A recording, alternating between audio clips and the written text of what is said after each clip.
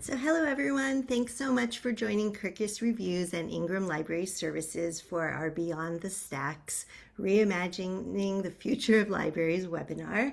I'm your host today. I'm Laura Simeon, a former librarian and currently a young readers editor at Kirkus Reviews. We're really excited to share this hour with you as we talk about the future of libraries. This session is being recorded and will be available to watch on demand later on. We want to say thank you for everyone who submitted questions in advance. And we do want to hear your questions throughout. So if you think of something as we're speaking, go ahead and pop your question in the Q&A box.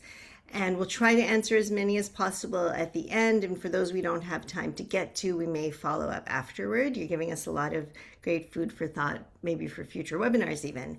If you have any tech issues, please also put those in the Q&A box and we will get back to you right away. So just setting the stage, with Baker and Taylor's closure, libraries are reevaluating workflows for acquisitions and collection development, both digital and print. And change can bring uncertainty and stress, but it also opens the door to new opportunities. And today we're going to share strategies for navigating this transition successfully and positioning your library for growth in a changing environment. And we have a fantastic panel here to address all of these points. We have Carolyn Morris, Vice President at Ingram Library Services, Michael Reynolds, Executive Publisher at Europa Editions, Tammy Baggett, Library Director at Wake County Public Libraries in North Carolina, and Teresa Thial, the Senior Library Manager for Collection Development Services at Wake County. So, jumping right in, we recognize that many libraries have faced major disruptions since COVID, and now with the loss of a long-standing vendor, things are even more wild out there. But one thing we share is a passion for empowering literacy and learning, and for librarians, access is everything. Libraries are community hubs, resource labs, teen centers, so much more. So Tammy, in your role as director, I know this really holds true for your library system. Could you speak about what you're seeing, how you and your team work to be a safe and welcoming space for your communities? Yes, and thank you for this opportunity to speak and share the perspective from the library director view. We are all laser focused on making sure that our libraries are welcoming places and that we are safe places. And often when people think of books, it's no secret that they think of books first. And that is our gateway of getting people into the library to make sure that we are providing all of those necessary access points for them to have books that they love. Um, I think back to during COVID, where libraries really had to demonstrate resilience. And we had to demonstrate that in a way that was out of the box. And I think now with the world, the communities, all of that, that we are having to do some of the same things. And that resilience is really out of necessity. And part of that is making sure that we are capturing all the issues and addressing those issues as it relates to, having limited book vendors with all of these changes that are coming up now, and that there are opportunities for us to address ongoing book challenges and to make sure that we are providing something in the library for everyone, for all ages, and making it a truly welcoming place to be. Um, a couple of things that we are addressing here to make sure that the libraries are welcoming, and this is probably true of those listening, is making sure that our programs are reflective of not just literacy, but some of the things that hold people true of needs of social isolation. That is something that has really shown itself more since COVID. So we are trying to encourage people to come in to participate and to know that they can be in that environment, that it is safe for reading, safe for just meeting other people and not being alone. while at the same time making sure that we're meeting those literacy needs, not just the traditional forms of literacy, but that health, that financial, that digital literacy that's there. We want to make sure that book is part of us as a whole person. And I am fortunate here to have Teresa with collection development that can really speak to that, because that is the heart of what all libraries do as well, is that collection piece. But thank you for the opportunity and for us all to be able to make sure that access and literacy is what we're empowered to do, and making sure that we're keeping libraries at the center. Teresa, I'd love to hear from you about that question of collection building or reflecting community and how that piece fits in. Certainly. Thank you. Thanks, Tammy. I love working with you too. And just a brief aside, though I do have the great pleasure of overseeing collection development services here at Wake County, half of my career here was actually in technology. And so making that shift about midway through my career, I think allows me to do a couple of things. First is to lean on the expertise of those I get to work with and those around me, and to not necessarily be afraid to take a few leaps. Just knowing that if we don't leap, we might not, we won't discover what's out there. So just an example, as Tammy said, of ways that when we build our collections and engage our communities, I like to flip it. We engage first and then we build. I think the current environment, librarians, we tend to be guilty of being very hard on ourselves and very perfectionist seeking.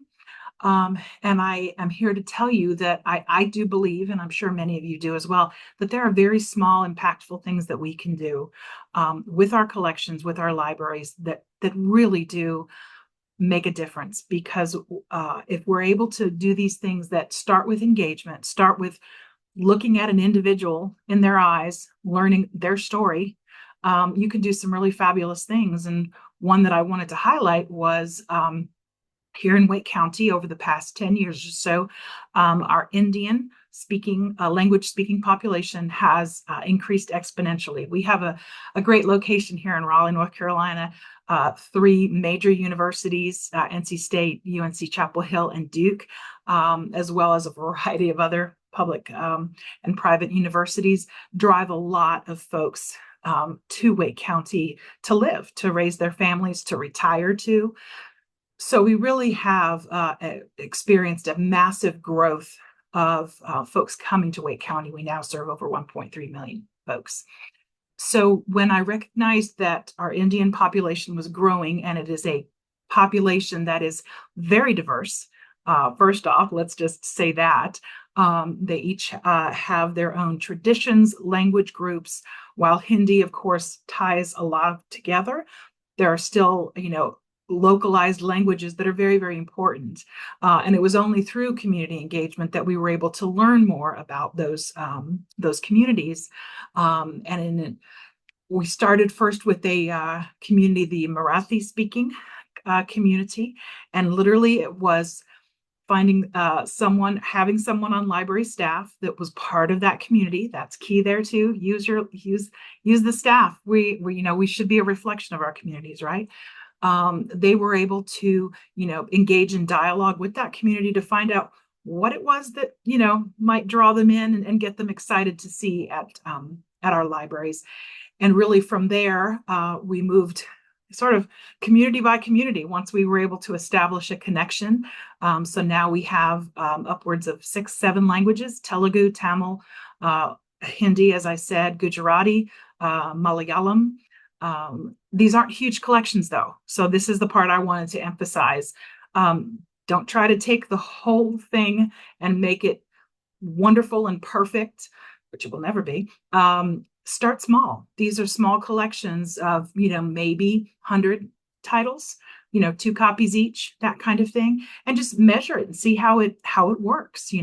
Engage the library staff that are serving these patrons, and really look to them, quite honestly, to be your collection development support. And fortunately for us, Ingram had a wide variety of and has a wide variety of Indian language books that met our needs. And so that's just one example of how we've done it a little differently here.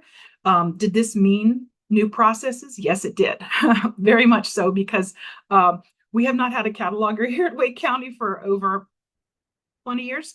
And so creating catalog records was a bit of a daunting task that I took on. But again, I'm not seeking perfection, I'm seeking access.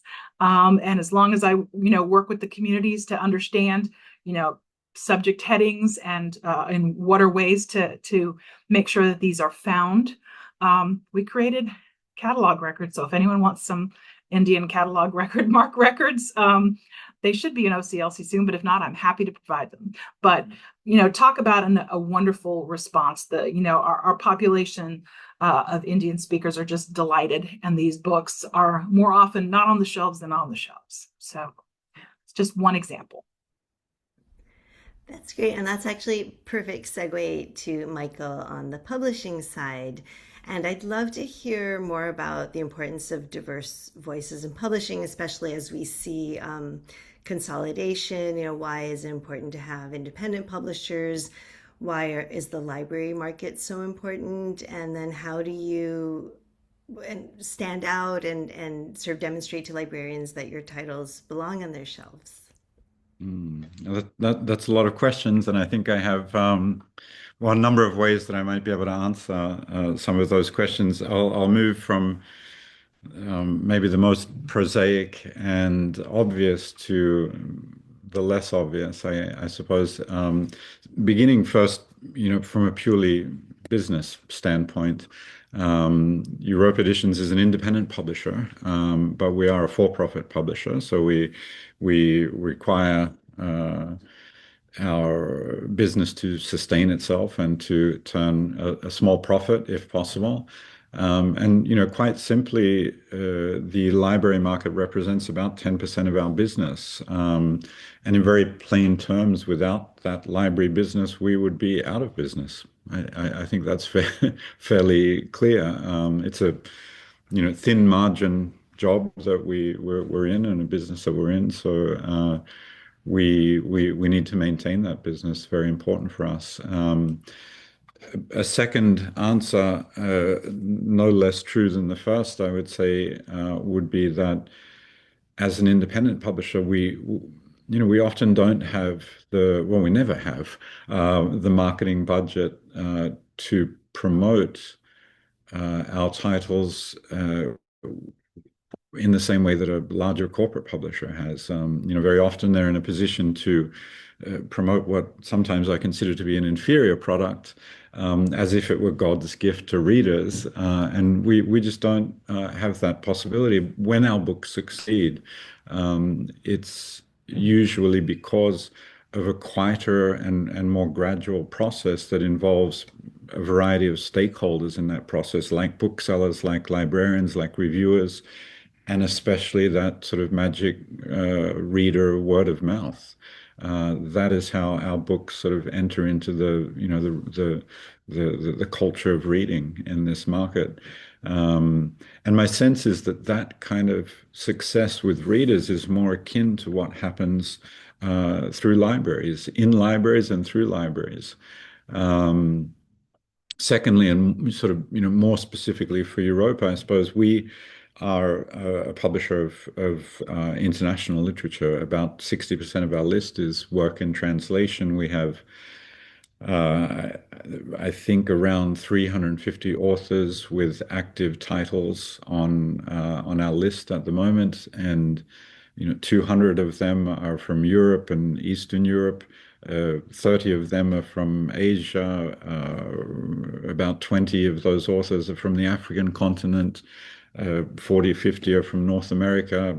Another 20 are from South America. So we're bringing authors from all over the world into the American market. And again, my sense is that these books have special meaning, perhaps, or are of special interest to The first and second and third generation family and communities that libraries are often serving. So I think that affinity, I suppose, between our program and what my sense of the library communities is, then I think there's a great deal of affinity.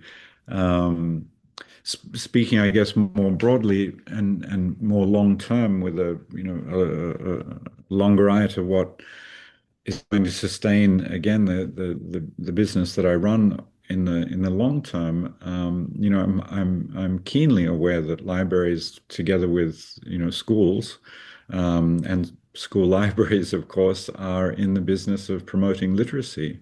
And without a literate public and a literate citizenry in the future, our business cannot survive. So I'm very keenly aware of that, and I'm also keenly aware of the fact that often it seems to me that many of the corporate publishing companies seem to be very short-sighted around that question, and so I try to provide as an independent publisher a corrective to that in some ways, and I seek out dynamic and open and active relationships with libraries, and we're always willing to work with our partners at Ingram on making sure that our books and our products are available to libraries. And I think also, I was listening to Tammy and Teresa speak, and I'll add just one more thing. Some of the kinds of things that they were talking about, resilience and this tendency to see challenges as an opportunity. And Teresa, you spoke about taking leaps. I mean, that's so much what we do as an independent publisher. We're doing that every day. There's very little science to what we do. It always feels like a leap of faith, one after the other after the other. And it always feels that we're facing in many ways serious challenges, and we're always in a critical moment, and we're always adapting to that. And I tend to want to look at that fact as optimistically as possible. I think it makes us better at what we do, to sort of always be flexible and elastic and rising to whatever challenge we face. And yes, so much to dig into there. And just thinking about finding these books like Europa and others, and the whole question of discoverability. So, librarians often rely on vendors for collection development support, forthcoming title lists, standing order plans for series, different imprints and authors, retrospective services, building new collections, like special language ones, so on, because we know that robust collections drive patron engagement. So I'd love to hear, Teresa, about some of the lessons you've learned, how you're constantly evolving, how you tweak your workflows, how you keep costs down to make sure that collections are current and reflective of your community. How do you measure what success looks like? Just all of anything you can speak to in that area. Sure. Well, I can speak to a lot of different things. And the first thing I wanted to say, which really dovetails off of what Michael had said, discoverability is key.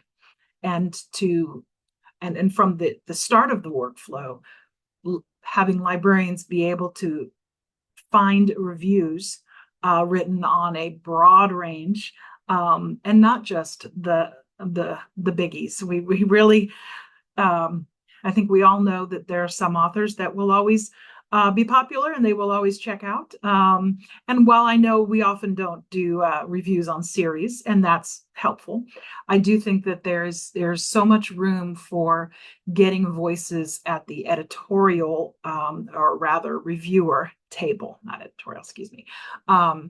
When I think of the vast amount of knowledge that our librarians here at Wake County have about books in our collection, I so want so wanted talk about a leap, a platform for librarians to actually post reviews on books.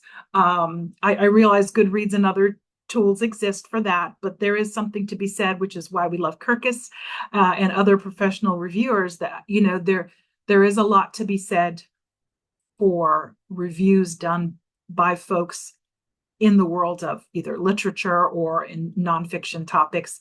I mean, I can probably speak for all public librarians when we say we certainly look to Amazon to check demand, but we certainly don't look for it for reviews because, as you know, anything can go. And so really reviews are key. I think from a vendor standpoint, Ingram continuing to provide the very best metadata they can is keenly important, especially for a library system like ours, where we unfortunately don't have current staff to enhance those catalog records. That is how people find what they are looking for, particularly when we think about for our library system, we have about 1.7 million print items in circulation, and a lot can be missed as we add books in new books every day. And so those are key pieces I wanted to cover were, the reviews, broad and encompassing, please. And of course, that integration as we purchase is great. The metadata piece. I do want to talk about simplifying processing. We actually just chatted with our Ingram reps yesterday. Fortunately, we are Ingram customers. I think sometimes librarians, we create problems for ourselves when we want a whole lot of processing done to our books. And I say that to say, I know that, a retail book is not the same as a library book. We need to have dust jackets on things. We need to obviously have our ownership stickers, our barcode labels, our RFID tags, our spine labels. But I think that there are things that we can do now to reflect that someone can very easily create a dynamic book list on your library catalog and create a QR code for it. So do I need to have 14,000 stickers on my spine, which cover my book title? No, the answer is no. It's what we've often done, but I don't think it's what we need to do going forward. So it's having those conversations, which can be tricky. Another piece is, boy, the amount of times that I go into a library and all I see are spines of books. Buy some easels, folks. Buy some easels and do those face outs. I mean, a collection will instantly look more rich and exciting and engaging, and people want to. I mean, you know more than I, the folks on this panel. People pay big bucks to get those covers done, and they're beautiful. So just things like that, to be aware that a spine is not attractive. A front-facing book sure is. And what about a whole collection of them? So if folks are worried about, I'm not getting my books on time, I'm not getting those bestsellers, librarians are great about creating read-alike lists. Have you tried reading? If you like this, then kind of situations. But supplement that with a whole lot of face outs. Greet folks with beautiful color, and that will certainly be helpful. The other piece too is, and again, folks that are participating today, the hundreds that are watching, they know these things probably better than I do, but I do want to speak to the library of things. I know we're talking about books and those types of things, but there really is a role for a library to see a need and meet a need for their community that may not be an actual book. And so when I say that, Wake Counties has partnered with the American Heart Association so that folks can actually either reserve and check out or just go to a library and check out a blood pressure monitor for a period of time.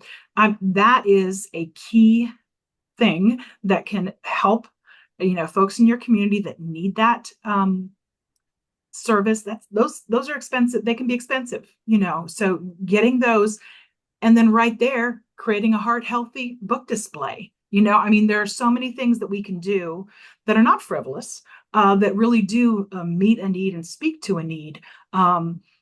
that's good stuff, so I think about those things as well. I also think Tammy, in her role, she brings to light highlights of our library. She sends out a monthly director's newsletter that goes out to, several hundred, for us, several 100,000 people.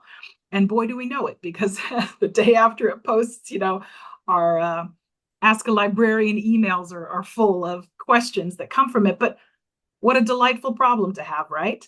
I think there's a lot to be said for ensuring that, your leadership is really speaking to these really exciting and new endeavors that you're doing from their level, because people do listen. They want to know what the director of, the large public library system that they're in, they making that connection again. So those are just, I could go on and on, but I won't. Those are a few ideas that I had. Let And me know I'd if you like want. to add Yeah. add to that. I was also going to mention the newsletter. It's called the Bookmark, and Yeah, it we is. send it to our customer base with library cards that are over 18. And it Mhm. really has proven as a way to promote our resources that are not, they're almost best kept secrets of the library. Mhm. And those blood pressure monitor kits have been part of that. It has also been our memory kits and our cultural city kits that promote sensory needs to be checked out. But the part I want to focus on with the bookmark newsletter that has been most popular is book recommendations based on books that I have read, or that it's recommendations of what I will read, and I'm doing it from a seasonal perspective. The numbers are increasing for our holds with that, and I'm also getting feedback from customers with recommendations they are making. And some of this is also driving that face out of the book that Teresa was mentioning. We are having an opportunity to really make robust merchandising collection displays that are there. And that has proven very successful with that access that is needed to the book. And it brings them in for other things that the library offer and can benefit our users. Additionally, if I could say one more thing, because this is an event coming up next year that affects us all, and it's, our country and 250 years of it. There are huge opportunities for libraries to engage with local organizations or statewide organizations that are planning activities and programming. Libraries are a natural fit for this, and we're looking forward to doing that here at Wake County in ways, story walks, a story walk where a book is deconstructed, laminated, placed on, some type of either a stand or a form or that kind of thing, and are placed in, throughout either a landscape or around a library, often children's books, that makes the most sense, picture books. What a delightful way to welcome folks in, and sort of get a breath of fresh air, but also tie into that. So we, there are a lot of things, and then you get to partner with your parks, your community centers. There's just a whole host of things to do with the USA 250, to bring folks in to the library that might not have thought of it. And Carolyn, we've heard so many great ideas from the library and publisher side, and I'd love to hear your reflections, especially, I know last week you mentioned when we were chatting about this that ILS needs to be invisible, and I'd love to hear more about that. And secondly, if you could speak a little bit about your relationship with publishers, and that dynamic and why it's so important. Sure.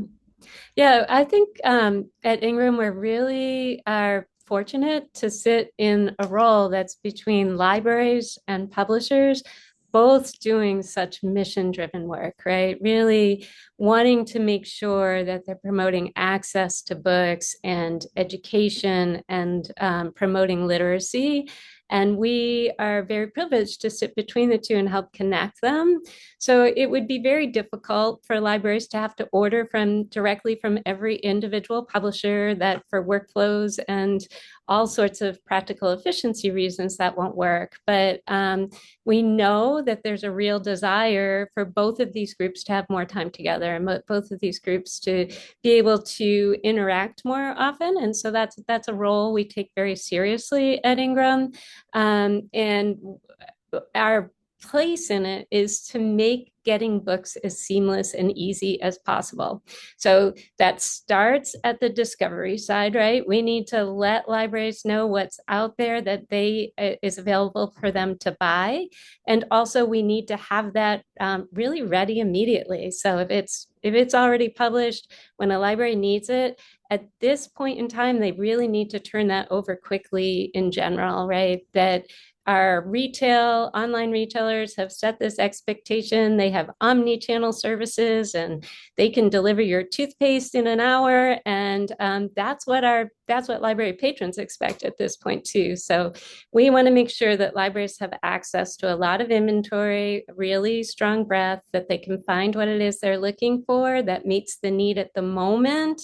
And then we can turn that around quickly and easily for them. So they are not spending their staff time trying to find the book, trying to catalog the book, trying to put Mylar on the book. We know that all needs to really be streamlined so that they can provide that level of service that their competition really is at this point. And so finding ways we can do that are affordable and sustainable for libraries is the challenge that we get up every day and say, how can we do this better? How can we make this better for libraries? So we have made some decisions that require us to streamline more and automate more. That does keep our services affordable for libraries. It allows libraries to buy more books and create broader collections. But in some cases now, libraries are looking at having to change their workflows to accommodate that. We understand that's a challenge and just want to make sure we're always having the conversation about what can we do to make it better and what really works to move all of us forward. I mean, Teresa talked a little bit about just how many stickers are we going to put on the book and what's that real value.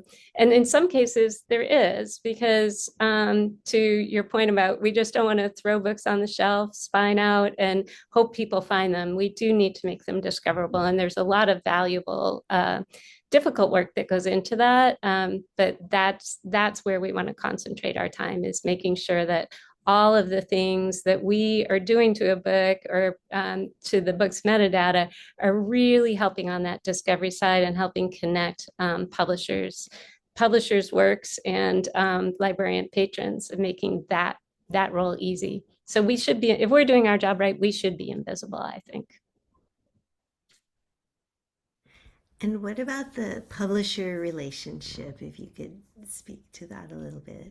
Yeah, I think one of the things that we really want to make sure we are doing at Ingram is showing a broad array of voices and making sure that we are helping publishers grow their business, helping publishers be known to libraries, and helping libraries understand who's out there, what they're doing, and what the quality of that work is.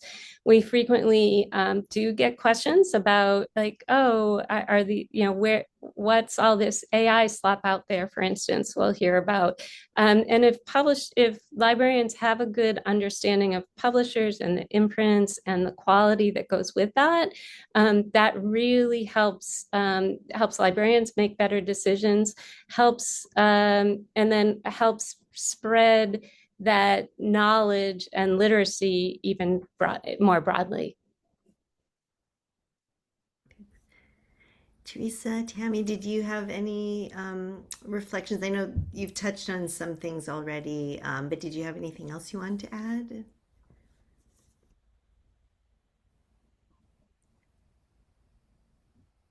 No worries if not, because we can leave room for Q&A. I just wanted to give you a chance to jump in. Let's leave room for Q&A, because Okay. yeah, I can talk about anything if you give me a topic. So Excellent.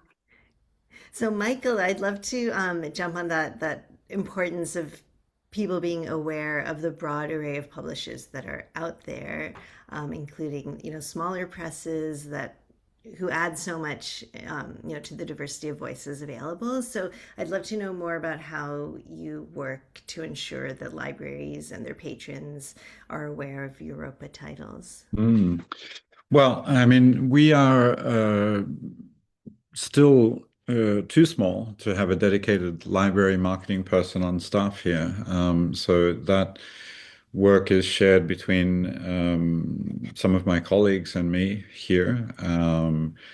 And we're going to the shows as often as possible. We're building our contacts database and reaching out specifically to librarians and making them aware of what we think is interesting and exciting and might be of interest to the libraries.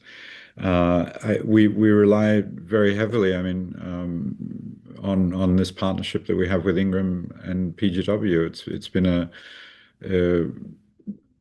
we made a shift. We were in the past distributed by Penguin Random House, and very much the motivation for our change to Ingram PGW was to really seek out a partnership at our size. That's absolutely what we needed. We know there are a number of companies around who are good at the logistics and able to manage the vendor side of things. But from our perspective as a publisher, what we really needed was a partner that would take an interest in our business and our product and our authors and our books. We're a company that leads with the books, yeah. And so we need a distribution and sales partner that is engaged also with our books, and I think that we found that with Ingram PGW. I think the you know the of course the big difference perhaps with Ingram is that they are working with hundreds of smaller publishers, so they understand the ecosystem of small independent publishers. Um, and I think over the years that we've been with Ingram, for example, I think that's only gotten better, actually. There was 10 years ago, I think, a different kind of balance between wholesale and distribution at Ingram, and it's just improved. I think the service that they're providing and the partnership that they offer for independent publishers is essential. And it's an absolutely vital part of the business for any independent publisher. I mean, Carolyn was referring to the fact that it would be unfeasible for libraries to be working directly with 300, 400, 500 different smaller publishers. It would also be unfeasible for any of those small publishers to be working with 300, 400, 2,000 libraries. Yeah. It just would not work. So as much as we covet, we would actually love, and that's why I'm so excited about this opportunity. We would love to have more also direct contact with library systems, because I think we learn a lot, and the more we learn, the better we get at what we're doing, and the more capable we are of sort of thinking about library patrons and thinking about readers as we're planning publication and thinking about how we publish our books. It's great. It's great to have this dynamic relationship between us as a publisher and libraries. At the same time, on the logistics side of things, on the vendor side of things, that's not. We can't even contemplate doing that ourselves. Yeah, it's an absolute impossibility. So that partnership is incredibly vital. And I'm a huge booster for not just Europe editions, but all independent publishers. And I think. Well, I mean, there are no two ways about it. We're just doing better publishing, better publishing than most of the corporate publishers. I'm not saying there are not great books published by larger corporate publishers, but the proportion of great books and interesting books and books that readers really respond to or get something from, I think, is quite low, honestly. I think there's just a lot of unimportant, unnecessary publishing being done by the larger publishers, and that's just not true for independent publishers. We have a different model. The question of the necessity of the existence of a particular book, of a given book, is part of our business model. Yeah, we're asking ourselves all the time, is this book necessary? Is it going to work? Is it going to please? Is it going to entertain? Is it going to inform? That's just how we go about our business. We do have to think about, once we've answered those questions, is it going to be a profitable book? Is it going to sell? Of course, we have to think we're a for-profit publisher, but we're never in the opposite scenario where we think this is not necessary, but it's going to sell gads of copies, right? And then so, well, let's publish it. That's not the kind of publishing that we do. So I think our offering as independent publishers, not just Europe, but all independent publishers, is just of the highest possible quality. Carolyn, did you want to I add in? can vouch for some of Michael's books this season. It was a really strong one, Michael. I do think too, and maybe Teresa or Tammy wants to comment on this, it's getting harder to predict what readers are going to want, right? Like, used to be that a library could just order the forthcoming titles from the big five and meet all the demand of their readers, that readers weren't looking for more than that. Now with Book Talk and a lot of influencers out there, predicting has become much more difficult. At Ingram, we're looking at, are there ways we can help libraries be prepared and predict trends and get ahead on that collection development side, not just look at what's circulated in the past to influence what you're buying, but what are your readers going to want in the future? And I think part of that is because there is a vibrant independent publishing community out there, and it's doing a good job, but it's still a challenge for libraries who have limited budgets to try to figure out which of those to buy at pre-pub stage, and then if they missed ones that take off, to be able to get them in time later. And I don't know, Teresa, if you have experiences like that. Well, I certainly know our selection team does, and they do experience that quite frequently. The expansiveness of the sources that they have to, or they really need to check as a selector, is, I don't know how they do it, and they do it so well. But yes, just like you were saying, Book Talk. We're always listening to NPR, the local news, the local newspaper. I mean, just all of those sources.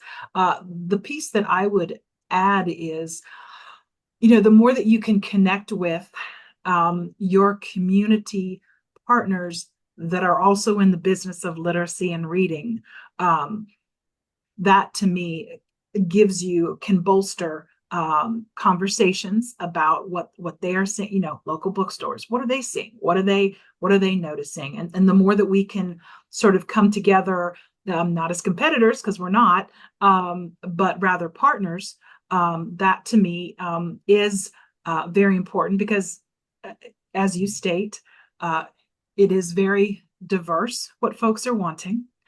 But in the same vein, a lot of times what a community wants can be very different. Every public library's business is local. I mean, it's just, that's kind of the way it is. And what influences your local culture, really, you can lean on others that have those connections, and not feel like you have to, invent the wheel every single time. But for example, we've got lots of partners in Wake County that focus on, early literacy for children. We have a local coalition it's a national item, but locally in Wake County, it has to do with, every student by the end of third grade reading at grade level proficiency.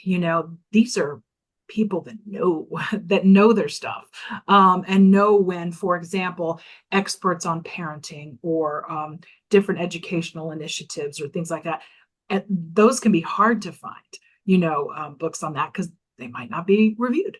But those are the key things that can really help expand the breadth of your collection and really kind of balance out.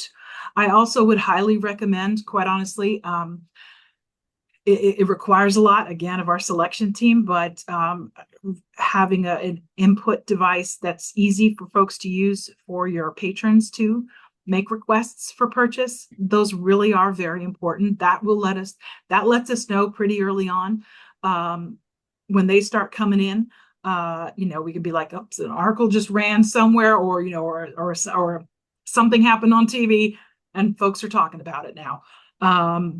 Those are very important. Yes, they do require ways to manage that flow, so you don't feel like you're drinking from a fire hydrant.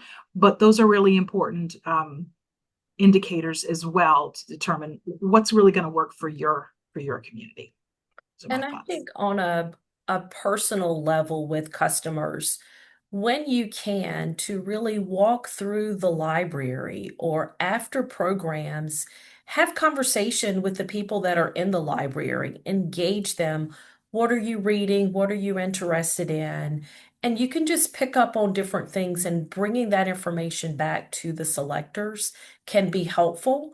If it's books that they're saying, I'd love to read this, but it's not in the collection. I know with the newsletter, we ask for feedback from that, and there are some other resources that we ask for feedback and recommendation. And we often get, this is a book I want, but you don't have it. If we see something is being asked by our interlibrary loan system often, that could be a trigger for us if it's something that we could easily purchase as well. So it really is about making sure that access is there and that we're listening to the customer and what their interests are and how it does vary from one location to the next. Here at Wake Library Administration, we have our separate office where it's behind the scene staff. And that for me, there was a disconnect. So my office has been relocated to one of our regional libraries. And it's such a great time to engage with the staff to hear what they're hearing from customers, but to also engage with the customers as well about what's missing from our collection. We love to hear what's there and what we're doing great, but we need to know about those gaps as well. That's very important. So thanks, everyone. I think we actually have time to get to at least one or two questions. And there's a lot of interest in AI, specifically a question for Carolyn. What's Ingram doing to screen out AI generated as curation assistants? And then for Michael, how do you spot AI written books? So if either of you would like to jump in and talk about that. I can just lead off on the logistical part of it. So at Ingram, we are asking all publishers that are submitting titles to our catalog to self-identify if they've used AI in creating that title. So that is in our metadata, and we are working through that. And then we're looking at what other ways there will be for publishers to identify, hey, this is a human written book. So where we could give publishers that we know are trustworthy and upfront about their publishing practices the opportunity to have kind of like the flag that says, yes, they're the Good Housekeeping seal, that we do believe this is all human created. And then the other thing we want to do is just make sure we're giving these opportunities for publishers and librarians to come together so that librarians can understand the stripes of the different publishers that are out there and feel a connection to them, which then alleviates a lot of that fear about AI. But we do know there are certainly scammers out there. They seem to know exactly the little niche that publishing has somehow overlooked, and they're publishing books in those areas, and it is a challenge to keep up. We don't want to be censoring people who want to publish, but we do want to make sure the metadata is very reflective of the quality and contents of the title. So, Michael, I don't know. Yeah, no, I mean, from my end, I think the short answer is that within the sort of entire book ecosystem, I don't think there's any really good tool right now for spotting AI, because the best tool that we have to spot AI generated material is to ask AI. And the moment that you do that, you release it into the wild and it gets sucked up into large language models, and in that way, we're not respecting our covenant with our authors. I say that thinking about the entire system and thinking it's very easy to get an ISBN. It's very easy to print text today. So it's the Wild West out there in terms of what is available. Carolyn speaks about identifying the publishers that are going to put some effort into checking and ensuring a certain standard. I think that in our case at Europa, we are for now spoiled because we work in mostly in sort of the literary fiction space, and for a book to even or a manuscript, sorry, to get to my desk, it's already gone through several layers, quote unquote, of quality control. Yeah, it's been through, there's usually an author who's willing and ready to sort of put their face to the promotion of the book. There's an agent involved. Sometimes there's a freelance editor involved. And then it comes to me, and I suppose the job of an editor of literary fiction is to identify something that is unique and special and clearly written by a human, but not only a human, a very talented human. So there are just degrees of control that are ensuring perhaps is a bit of an exaggeration, is almost ensuring that something has been written by a human. Now that is today, and I don't know what it's going to look like in 5 years. I have no idea. I know that today, I have not seen, I've not encountered, I've not heard of anything generated by AI that could possibly hoodwink any good editor of literary fiction. Of course, that's different if it's a how-to book or a helicopter assembly manual and things like that. That is, I think, where the danger lies in books that are not in my sort of tiny little corner of the market. And I think it's going to change for us as well. And it will be something that we'll have to figure out in the future. Yeah.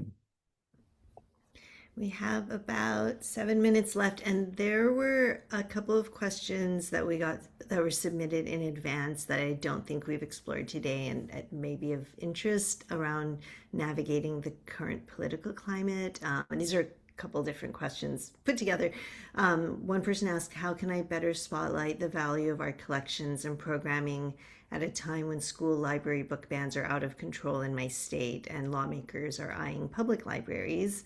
And someone asked, another person, how can we better serve our skeptical, libertarian, and conservative populations? And I feel like those kind of go hand in hand if anyone has some thoughts.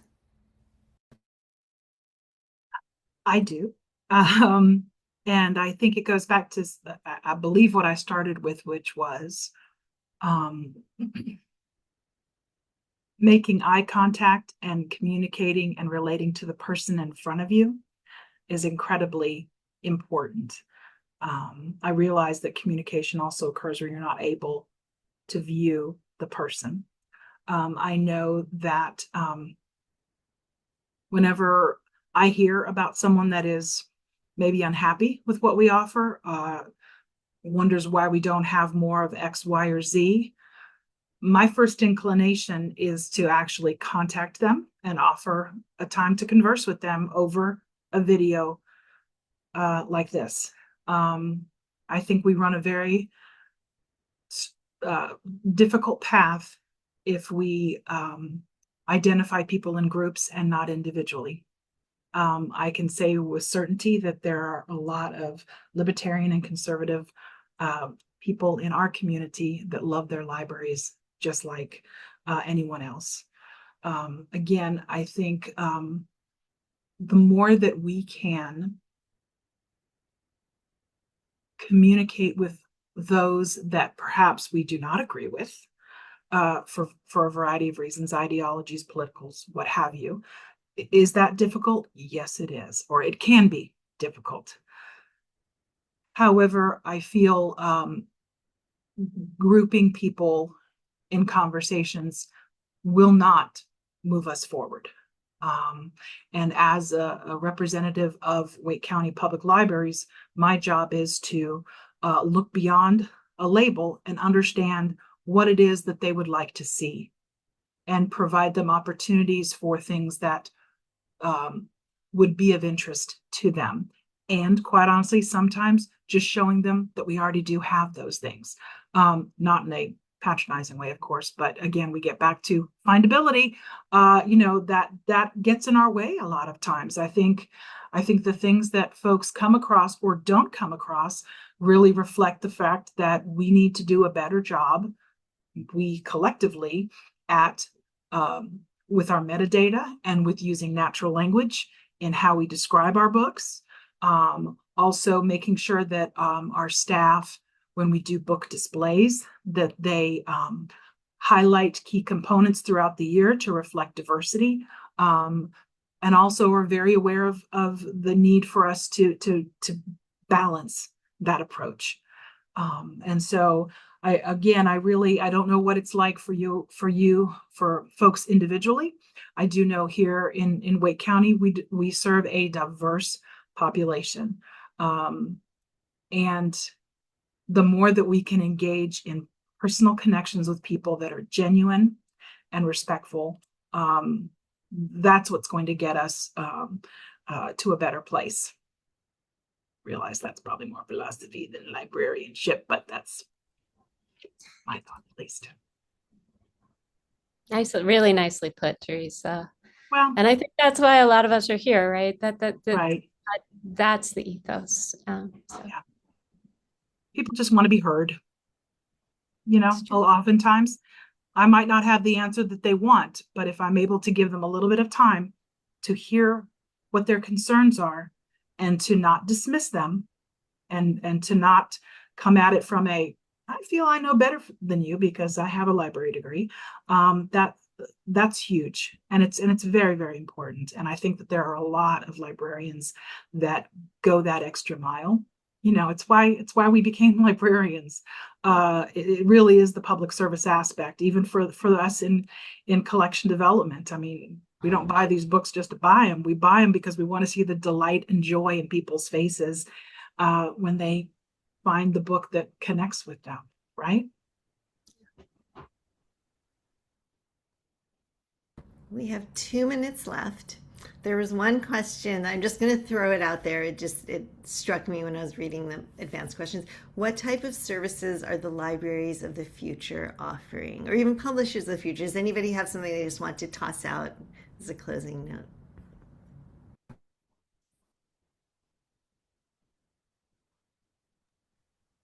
Tammy, did you want to talk? Okay. Look, Tammy's like, I can't read your mind, Teresa. Sorry. This gets back to Tammy and programming. Again, understanding our value to not only program in our libraries, but outside of our library walls. I get it. Outreach is hard because I can hear already in my head, well, then who's going to cover the desk? I get it. And you have to be strategic about how you go about that, whether you have a bookmobile service or you do not have a bookmobile service. It all plays into there. But again, getting back to things that can be honestly, very expensive and very important to people. We just recently embarked on a whole series where we have partnered with local lawyers in Wake County that are willing to provide pro bono services. And we have lawyers in your library. I mean, does it require forethought and, registration and, parameters?